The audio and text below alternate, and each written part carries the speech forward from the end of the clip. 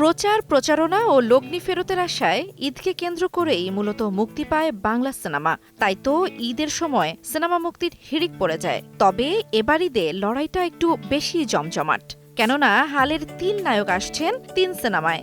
জানিয়ে ইতোমধ্যেই social media সরগরম করছেন ভক্তরা। ঈদকেন্দ্রিক সিনেমায় মনোযোগ দিয়েছেন ঢাকাই সিনেমার সুপারস্টার শাকিব খান। টিজার দেখেই বোঝা যাচ্ছে আবারও রক্তাক্ত হিংস্র এক অ্যাকশন লুকে দেখা যাবে শাকিবকে। প্রেমিকা নিতুকে পেতে যে পুরো দুনিয়াকে ধ্বংস করতেও প্রস্তুত। সামাজিক যোগাযোগ মাধ্যমে ভাসছে মিশ্র প্রতিক্রিয়া।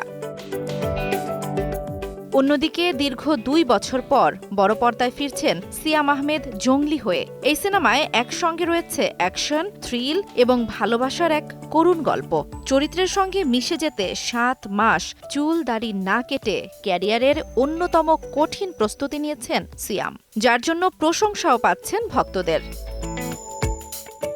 এদিকে শাকিব ও সিয়ামের তুলনায় আফরান নিশোর দাগি প্রচারে কিছুটা পিছিয়ে থাকলেও দর্শক উত্তেজনার কিন্তু কোনো কমতিই নেই। কেননা বড় পর্দায় নিশোর অভিনয়ের এক আলাদা ফ্যান বেস তো আছেই। তাই তো প্রকাশের পরই সাড়া ফেলেছে টিজার। একদিকে পর্দায় পছন্দের অভিনেতাদের দেখতে মুখিয়ে দর্শক, অন্যদিকে বছর জুড়ে জরাজীর্ণভাবে পড়ে থাকা হলগুলো যে খুব শিগগিরই প্রাণ পাবে তা বলাই যায়। এখন শুধু দেখার বিষয়, শাকিব, নিশো নাকি সিয়াম এই ঈদ কার দখলে যায়। জান্নাতুল দোলনা, সময় সংবাদ, ঢাকা।